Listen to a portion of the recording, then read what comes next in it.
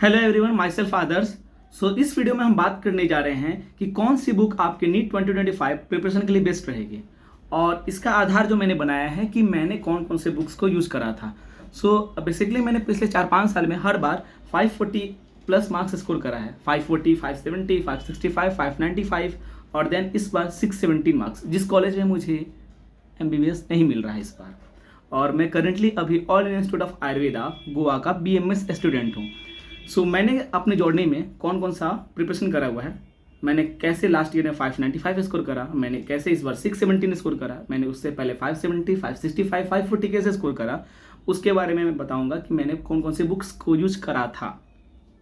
देखो, सब बोलते हैं NCERT सबसे मस्त, तो सबसे बेस्ट है NCERT। उसमें कोई डबल माइंड होने की जरूरत नहीं है। NCERT तो पढ़ना ही है। मेनली बायो के लिए और केमिस्ट्री के लिए तो आपको NCERT पढ़ना ही है। फिजिक्स का NCERT पढ़ना सबके बस की बात नहीं होती। और मैंने भी बहुत क्या हुआ था, लिमिटेड पढ़ा था। जैसे लिमिटेड करने का मतलब है कि मैंने जैसे ग्रेविटेशन पढ़ा, मैंने इलेक्ट्रोस्टैट्स पढ़ा, मैंने मैग्नेटिज्म्स का पूरा जो कॉन्सेप्ट था, मैंने जो पूरा थ्योरी था वहाँ से पढ़ा। उसके बाद से जो सेमीकंडक्टर्स के पोर्शंस आते हैं मैंने वहाँ से पढ़ा है, लेकिन लिमिटेड, पूरा नहीं पढ़ने गया था। जब क्वेश्चंस आने लगे थे और मेरे क्वेश्चंस कुछ पास्ट ईयर्स में गलत हो गए थे क्योंकि मैंने NCERT नहीं पढ़ा था, फिर मैंने NCERT पे फोकस करा। लेकिन लास्ट के 2 साल में मैंने क्या करा था कि मेनली लिमिटेड पोर्शंस को ही पढ़ा था। तो इस बार का जो पैटर्न है, जिसके अकॉर्डिंग आपको जो NCERT बुक है फिजिक्स का, वो बहुत पतला हो गया है। तो इतना पतला हो गया ना कि आराम से पढ़ सकते हो, ज़्यादा कुछ बचा हुआ नहीं, उसमें ज़्यादा कुछ नहीं बचा हुआ है। और मैंने 2024 के लिए पढ़ा था, वो चीज़ पूरा पढ़ा था। पहले नहीं पढ़ता था, लेकिन 2024 के लिए पढ़ा था, ठीक है ना। तो आप पढ़ सकते हो। NCERT का फिजिक्स इतना अभी टफ नहीं रह गया है, वो ज़्यादा मोटा नहीं है, थोड़ा सा पतला सा ही एकदम है, छोटा छोटा बुक्स है। अगर आपको देखना हो तो मैं दिखा सकता हूँ कि कितना कितना पतला पतला ये बुक्स है। ये देखो, देख रहे हो कितना सा है। ये आपको फिजिक्स का पार्ट 1 है। ये देखो, ये 12th का पार्ट 1 और ये बुक है। मतलब अगर इस चारों बुक्स को मैं मैच कर दूँ ना, चारों बुक्स को अगर मैच कर दूँ, और ये पोर्शन बचा हुआ है ये हमारा NCERT का, ठीक है ना। तो इस चारों बुक्स को अगर मैं ऐड कर दूंगा तो वो बायोलॉजी के जो बुक्स होते हैं ना, उससे भी कम आएगा। लेकिन इस बार बायोलॉजी का भी बुक बहुत पतला हो गया है। तो बस इतना ही है, ज़्यादा कुछ खास नहीं है, पढ़ सकते हो, इजीली निकाल सकते हो। एक जो चैप्टर्स है उसमें ज़्यादा पेजेस नहीं है पढ़ने के लिए, तो इजीली कर सकते हो, ठीक है। सबसे पहले हमारा NCERT रहेगा उसके अकॉर्डिंग। सेकेंड, मैंने क्या करता था कि प्रीवियस ईयर क्वेश्चंस पे ज़्यादा फोकस करता था, क्योंकि नीट में अगर आप देखोगे ना तो मेरे बहुत सारे क्वेश्चंस इस कारण से सही हो जाते थे क्योंकि मेरा फिजिक्स उतना बेटर पहले नहीं था। तो मैंने प्रीवियस ईयर क्वेश्चन पे ज़्यादा फोकस कर रहा था, तो प्रीवियस क्वेश्चन को बार बार सॉल्व करता था, ठीक है। जब नहीं, अगर मेरे से क्वेश्चन सॉल्व नहीं हुआ तो मैं फिजिक्स के जो प्रीवियस ईयर क्वेश्चन का जो सॉल्यूशन होता था उसको देखता था, उस पर सॉल्व करता था, उसको सॉल्व करता था। फिर 3-4 स्टेप करने के बाद, 3-4 वर्ड करने के बाद क्या होता था कि वो जो कॉन्सेप्ट था मेरे माइंड में छप जाता था कि यार इसको तो ऐसे सॉल्व करना है। या फिर जब मैं टेस्ट सीरीज देता था या क्वेश्चंस लगाता था तो मेरे माइंड में स्ट्राइक करता था, अच्छा ये क्वेश्चन मैंने कभी कराया हुआ है। तो इसलिए मैं बोलूँगा कि प्रीवियस ईयर क्वेश्चन पे ज़्यादा फोकस करना और ट्राई करना। अगर 35 ईयर्स के, 32 ईयर्स के जो क्वेश्चन होंगे ना प्रीवियस ईयर, उसको करने का। बहुत सारे लोग आपको बोलेंगे कि नहीं 10-15 साल के क्वेश्चन आपको ज़्यादा बेनिफिशियल है, लेकिन मैं बोलूँगा कि अगर 35 ईयर्स के क्वेश्चन से आपके पास कर सकते हो तो कर लेना, ठीक है ना। बहुत MTG के बुक्स आते हुए और दूसरे आपके जो पब्लिकेशन है उसके बुक्स आते हैं, तो मैं बोलूँगा कि प्रीवियस ईयर क्वेश्चन पे ज़्यादा फोकस करना, ठीक है। इवन अगर आप किसी चैप्टर्स को ख़त्म करने जा रहे हैं, किसी चैप्टर को भी, तो उससे पहले मैं बोलूँगा कि आप प्रीवियस ईयर क्वेश्चन कर लेना। अब आप ये बोलोगे यार कि बिना पढ़े मैं प्रीवियस ईयर के क्वेश्चन कैसे लगा लूँगा, तो सच बात है कि प्रीवियस ईयर क्वेश्चन कैसे बनाओगे अगर आपने पढ़ा नहीं तो। मैं बस ये बोल रहा हूँ कि आप प्रीवियस ईयर क्वेश्चन को पहले देखो, उसके सॉल्यूशंस को देखो। सॉल्यूशन देखने के बाद अगर आपको लगता है कि इसमें से मैं कुछ इनपुट या आउटपुट निकाल सकता हूँ, इनपुट देकर के आउटपुट निकाल सकता हूँ, तो आप उसमें का क्वेश्चंस बनाओ, देखो और उसको अपने कॉपी में नोट डाउन करो कि अच्छा इस चैप्टर में 50 रोटेशन के क्वेश्चंस हैं 50, और इसका ये सॉल्यूशन है। तो मैं इसमें से ये फॉर्मूला ये तो आता है, बेसिस फॉर्मूला है, तो इसको मैं कॉपी पे राइट डाउन कर लेता हूँ। तो इससे क्या होता है ना कि चैप्टर पढ़ने से पहले आपका वो कॉन्सेप्ट होता है वो बहुत अच्छे तक बन जाता है, क्योंकि बहुत सारे क्वेश्चन आपको न्यूमेरिकल बेस्ड जो आते हैं या फिर थ्योरी बेस्ड आते हैं। तो अगर आप पहले से अगर प्रीवियस ईयर किए रहते हो चैप्टर पढ़ने से पहले, क्योंकि उससे क्या होता है ना कि एक आपको ऑलरेडी थोड़ा सा एज मिलता है कि हाँ मुझे वो पता है कुछ ना कुछ। इसलिए मैं बोल रहा हूँ कि आप पहले प्रीवियस ईयर क्वेश्चन को प्रीफर करना चैप्टर को खत्म करने से पहले। और बेटर होगा कि अगर आपने पहले कभी एक बार प्रीवियस ईयर किया होगा और उससे पहले अगर आपने चैप्टर्स को भी किया होगा तो आपके लिए बहुत हल्का हो जाएगा ये सब चीज़ करना। तो मैं बोलूँगा कि कभी भी चैप्टर के थ्रू डायरेक्टली मत जाना, आप प्रीवियस ईयर क्वेश्चन के थ्रू जाना। इससे क्या होगा कि आपका टाइम भी बचेगा और दूसरा बात कि आपका प्रीवियस ईयर क्वेश्चन कंप्लीट होने का कॉन्सेप्ट बिल्डअप हो जाएगा। फिर जब आप अपनी कॉपी को रिवीजन करोगे या फिर बुक को रिवीजन करोगे तो आपको ऑलरेडी ऐसा फील होगा कि मैं जानता हूँ उस सब के बारे में, ठीक है। तीसरा बात कि जब रिवीजन करना होता है तो कौन कौन से बुक्स को यूज़ करते हैं, तो देखो मैं बेसिकली फॉर्मूला के लिए हैंडबुक यूज़ करता था एलन का। तो एलन का जो हैंडबुक होता है वो बेस्ट है, एलन का हैंडबुक है फिजिक्स केमिस्ट्री के लिए बेस्ट है। इवन जो बायोलॉजी के लिए एनसीआर आता है एलन का वो भी ठीक ठाक है। लेकिन अगर बायोलॉजी का अगर आपको शॉर्ट में रिवीजन करना है ना तो मैं बोलूँगा कि आपको आकाश का जो बुक आता है, ठीक है ना, शॉर्ट नोट्स का, वो ज़्यादा बेटर है, ठीक है। जूलॉजी बॉटनी का दोनों अलग अलग सेक्शन में वो दोनों बुक आते हैं। तो मेरे पास अभी करंटली अवेलेबल हैं वो दोनों बुक, तो मैं आपको दिखाता हूँ। वो एनसीईआरटी मैप होता है, ठीक है ना, एनसीईआरटी मैप होता है। सो ये एनसीईआरटी का आकाश का मैप है जो कि वीडियो में उल्टा दिख रहा होगा अभी आपको। तो ये है और ये है, ठीक है।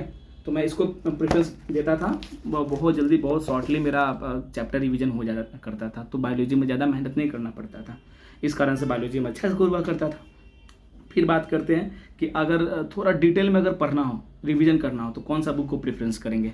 तो देखो पिछले साल फिजिक्स वाला के प्लेटफॉर्म से MR सर और हमारे जो पंकज सर है उनका जो बुक लॉन्च हुआ मेड इजी का फिजिक्स और केमिस्ट्री।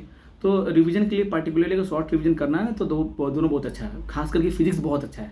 फिजिक्स अगर पढ़ लोगे तो MR सर का लगभग नोट्स कंप्लीट हो जाता है। तो मैं बोलूँगा कि MR सर का जो मेड इजी का फिजिक्स उसको फॉलो कर सकते हो, और पंकज सर का जो बुक है मेरा केमिस्ट्री का मेड इजी वो भी पढ़ सकते हो, उससे शॉर्ट रिवीजन हो जाएगा। लेकिन फॉर्मल रिवीजन के लिए मैं बोलूँगा कि आप हैंडबुक यूज़ किया करो एलन का, वो बेस्ट है। और बायोलॉजी के लिए जो एनसीईआरटी मैप है फॉर नीट आकाश का उसको प्रीफर करो, वो ज़्यादा बेटर रहेगा आपके प्रिपरेशन के लिए और बहुत ईजिली आपको रिकॉल हो जाएगा सारा चीज़, ठीक है। एक और है कि मैंने क्वेश्चन लगाने के लिए प्रीवियस ईयर के अलावा क्या करा था, तो पहले मैं फिंगर टिप्स के क्वेश्चन लगाया करता था, तो थोड़ा लेंदी पड़ता था, बहुत सारे टफ क्वेश्चन आ जाते थे तो दिमाग घूमता था मेरा। तो फिर मैंने क्या किया कि मैंने PW का पंच का बुक लगाना स्टार्ट किया। PW पंच फिजिक्स केमिस्ट्री बायोलॉजी तीनों का आता है। तो मैंने बायोलॉजी को बहुत सारा अच्छे से किया, उसमें वन वर्ड्स भी रहते हैं, स्टेटमेंट भी क्वेश्चन रहते हैं, ट्रू फॉल्स भी रहते हैं, फिर fill in the blanks question रहते हैं और MCQ तो रहते ही हैं, ठीक है। तो मैं बोलूँगा कि PW का जो पंच बुक आता है उसको प्रेफर करो आप बायोलॉजी फिजिक्स और केमिस्ट्री के लिए क्वेश्चंस लगाने के लिए। बहुत ईजी होता है क्वेश्चंस लगाना, और जब क्वेश्चंस स्टार्ट होते हैं उससे पहले कुछ थ्योरी भी दिया रहता है जिसको आप पढ़ के थोड़ा रिकॉल कर सकते हो उस चैप्टर्स को, ठीक है ना। तो फाइनली यही है सारा का सारा डिटेल कि आपको नीट के प्रिपरेशन के लिए कौन सा बुक फॉलो करना चाहिए। सबसे पहले आप रखोगे एनसीईआरटी बुक को सबसे ऊपर, एनसीईआरटी के बाद ही किसी भी अदर बुक को या फिर मॉड्यूल को फॉलो करना। सेकेंड, क्वेश्चंस लगाने के लिए आपको ज़्यादा रिलाई करना है प्रीवियस ईयर क्वेश्चंस पे, ठीक है। और बहुत सारे बच्चे जो होते हैं जो एलन के मॉड्यूल भी लगाते हैं तो वो भी आप लगा सकते हो, लेकिन मेरे अकॉर्डिंग प्रीवियस ईयर क्वेश्चन ज़्यादा करना, क्योंकि बहुत सारे क्वेश्चन जो होते हैं प्रीवियस ईयर के डायरेक्ट आ जाते हैं पेपर में या फिर डिराइव्ड क्वेश्चन होते हैं, उससे रिलेटेड क्वेश्चन होते हैं, ठीक है। थर्ड, फॉर्मूला रिवीजन करने के लिए आपको एलन के हैंडबुक का यूज़ करना है फिजिक्स केमिस्ट्री के लिए, और बायोलॉजी के रिवीजन के लिए आप NCR यूज़ कर सकते हैं एलन का, या फिर जो माइंड मैप है फॉर नीट आकाश का उसको यूज करना है आपको, वो ज़्यादा आपके लिए सुटेबल रहेगा। फिर अगर आपको अदर्स क्वेश्चन प्रैक्टिस करने हैं तो उसमें आप PW का पंच फिजिक्स केमिस्ट्री बायोलॉजी यूज कर सकते हैं, उसमें वन वर्ड भी क्वेश्चन है, उसमें स्टेटमेंट बेस्ड भी है, ट्रू फॉल्स भी है और MCQ रहते हैं। और उसके बाद से अगर रिवीजन करना है थोड़ा डिटेल वे में तो PW का आपको मेड इजी, MR सर का जो फिजिक्स का नोट्स है उसको यूज करो, या फिर पंकज सर का जो नोट्स है उसको यूज करो। लेकिन थोड़ा सा ये प्रॉब्लम है कि जो पंकज सर का बुक है ज़्यादा डिटेल्ड नहीं है, लेकिन हाँ ऑर्गेनिक पोर्शन में है, इनऑर्गेनिक पोर्शन में डिटेल्ड है, तो वो आपका काम कर जाएगा, ठीक है ना। सो फाइनली ये सारा रिव्यू था कि आपको क्या यूज़ करना चाहिए 2025 के लिए। ये मेरे अकॉर्डिंग जो मेरा एक्सपीरियंस है मैंने आपको बताया कि कैसे आपके लिए ईजी रहेगा इसको पढ़ करके टेस्ट में और अपने नीट के एग्जाम में स्कोर करना बेटर, ठीक है। So thank you so much. अगली वीडियो में हम बात करेंगे कि कैसे हम लोग प्रिपरेशन करके आराम से 550 प्लस या 600 प्लस स्कोर कर सकते हैं। देखो हम सबको पता है कि इस बार 650 से प्लस में सिलेक्शन नहीं होने वाला है, तो अगले बार भी हमें वही ट्राई करना है 650। तो बोलने का मैं भी बोल सकता हूँ कि how to score 650 plus marks, लेकिन 650 प्लस स्कोर करना इतना ईजी बात नहीं है, सबका माइंडसेट अलग है। अगर कोई स्टूडेंट कॉलेज में रह के प्रिपरेशन कर रहा है तो उसके लिए तो और दिक्कत है ना, वो अगर वो पार्शियल ड्रॉपर भी नहीं है, पार्शियल ड्रॉपर जो कॉलेज लेकर के ड्रॉप कर दिया हो, लेकिन जो कॉलेज में रह कर पढ़ रहा हो फिर प्रिपरेशन कर रहा हो, कैसे करेगा प्रिपरेशन, उसके लिए मुश्किल होता है। और बहुत सारे ऐसे स्टूडेंट हैं जो 610, 615, 620 प्लस स्कोर कर लेंगे, तो उनको कहीं ना कहीं आयुर्वेदा, होम्योपैथी या BDS में कहीं ना कहीं कॉलेज मिल जाएगा लास्ट तक में, ठीक है ना। तो हम उसके अकॉर्डिंग बात करेंगे कि कैसे कैसे आपको स्कोर करना है और कैसे स्कोर करना ज़्यादा ईजी होता है, कैसे प्रिपरेशन करते हैं, क्योंकि 550 और 600 स्कोर करना भी उतना आसान बात नहीं होता है। जो मेन फाइट होता है वो 1,50,000 के बीच में ही होता है, उसके अंडर में ही होता है, ठीक है ना। तो इसलिए मैं बोल रहा हूँ कि प्रिपरेशन करने के टाइम ये ध्यान रखना है कि हमें कैसे कैसे स्टेप्स को फॉलो करना है। कहने में वो बहुत आसान लगता है कि 600 प्लस स्कोर करना बहुत ईजी है, लेकिन इतना स्कोर नहीं करना ईजी नहीं है। ये तो आप सब जानते हो ना, स्कैम है, इस कारण से इतना कट ऑफ भाग रहा है या फिर मार्क्स भाग रहा है। ऐसा नहीं है कि बहुत ईजी है स्कोर करना 600 प्लस मार्क्स या 620 या 630, बहुत ईजी नहीं है। ये हलवा नहीं कि तुरंत आप खा लोगे, ऐसा कुछ होना नहीं जा रहा है। तो अगले टॉपिक में हम बात करेंगे कि कैसे स्कोर करना है मेनली। बहुत सारे बच्चे हैं ना जिनका 300, 400, 500 स्कोर नहीं होता है। अब उसको डायरेक्टली मैं बोलूँगा कि 650 प्लस कैसे स्कोर करना है, तो मोटिवेट तो हो जाएगा कि ये मोटिवेशन तुम्हारे 2-4 दिन की ज़्यादा काम नहीं आएगा। इसलिए डिसिप्लिन मेंटेन करोगे तो डिसिप्लिन ज़्यादा बेटर होता है, ठीक है ना। वो जो मोटिवेशन होता है ना, मोटिवेशन तुरंत एक आग के चिंगारी के जैसा है, तुरंत आएगा खत्म हो जाएगा। लेकिन डिसिप्लिन है ना, वो धीरे धीरे कंसिस्टेंसी मेंटेन करेगा आपका। तो डिसिप्लिन मेंटेन करोगे तो बहुत अच्छा स्कोर करोगे टेस्ट सीरीज में भी और नीट में भी। तो अगले टॉपिक में हम इसी बात करेंगे कि कैसे हमको अपना डिसिप्लिन मेंटेन कर रखना है, कैसे हमें प्रिपरेशन करना है कि हम 600 प्लस पहले स्कोर करें, फिर 620, 630, 640, फिर 650 तक जाएंगे, ठीक। तो इस बात का बहुत अच्छे से ध्यान रखना कि कैसे हमें स्टेप्स को फॉलो करना है। So thank you so much. अगली वीडियो में बात करते हैं कि हमें कैसे कैसे स्कोर को इम्प्रूव करना है और कैसे कैसे स्टेप्स को फॉलो करना है। So thank you so much, bye.